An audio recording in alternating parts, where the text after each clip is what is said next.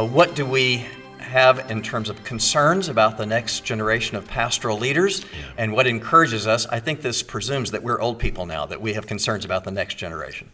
Well, we're both grandfathers now, so I guess we qualify. And my first thought is that it takes a certain amount of hubris for someone who's almost 60 to talk about my concerns about the younger generation. But I guess there are people who had concerns about us, and that's rather inevitable too.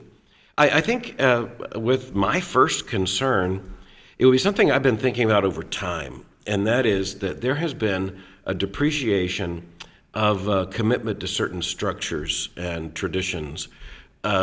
Most importantly, you could say denominations. Mm-hmm. And that's something that I think over time is going to reveal some real material weaknesses, perhaps some theological weaknesses as well. There's a reason why those denominational forms are in place. First theologically, and then for ecclesiology and missiology.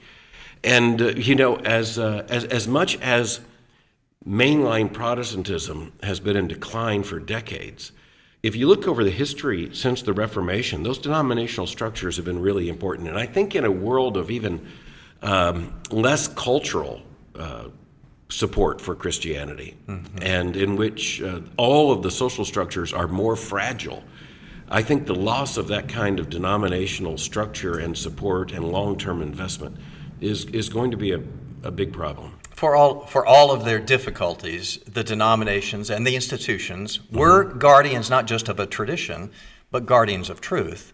Yes.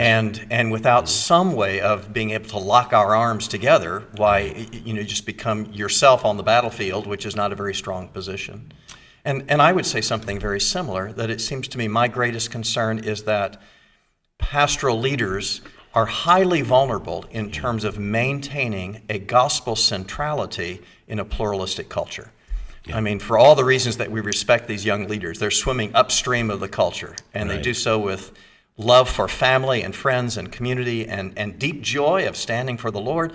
Nonetheless, that's a very vulnerable position to say, every day I'm trying to establish credibility for the faith, right. And you're always tempted to compromise in ways you may not even know the central truths of what you believe about the Lord and about Scripture. Scripture's always the first casualty, and you and I know, because of where we stood, that you can say you're standing for Scripture and yet have certain presuppositions that erode it pretty quickly. And there are two different ways to abandon Scripture. The first is kind of the historic Protestant liberal way, which is just to deny it, to criticize it, to subject it to scrutiny and then dismiss it. The other way is just to start talking about something else. Yeah. And so you've got a lot of people who wouldn't dare say anything derogatory about the Bible. They just don't talk about the Bible. They really don't. They don't cite biblical authority. And I now think that's the operational issue. Does the church, the congregation, whatever it's called, does it sense every time the church is in worship the binding authority of Scripture? And I think if it doesn't, right. Then it's going to be very, very difficult to bring the Bible in when all of a sudden you think, I need it now. Very much so. I think a generation might look at our generation mm-hmm. or our church fathers right. and say that you were fighting so much for the acceptance of your tradition, and so you're bound right. to a traditional approach. And our concern would be that persons might be saying, you're fighting so much for the acceptance of your culture or right. even your peers, right. that the push to relevance, to cultural acceptance, to be with it, to be hip, right.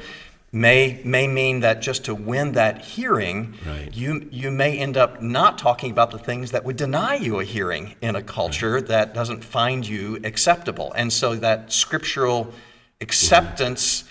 becomes compromised without even really knowing you're saying sometimes not talking about it, sometimes right. talking about it, but emphasizing other things. That's right. And as you're thinking about cultural change, and I agree with you wholeheartedly, the context is changing so fast. One of the things we have to understand is that cultural velocity is now a multiple of what it was in the past.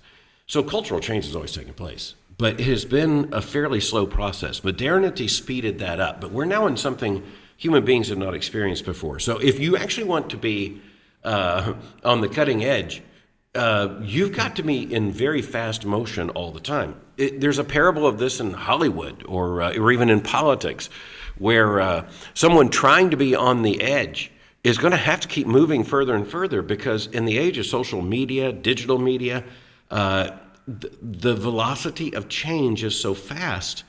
There's no way anyone can actually, I think, strategically be as relevant as any one of us wants to be. And I recognize that for you and for me, what we believe we've given our lives to and what we hope another generation does give its lives to is Jesus died for your sin, and he rose the victor, and he's coming again in glory. And as traditional as that may sound, it is the priority. And if you love Christ, you will love what and whom he loves, which will keep you relevant. If you're loving what and whom he loves. He loves the outcast. He loves the poor. He loves the unlovely. If you love that, you will not only stand for Christ, you will be relevant with the priorities that he made most important.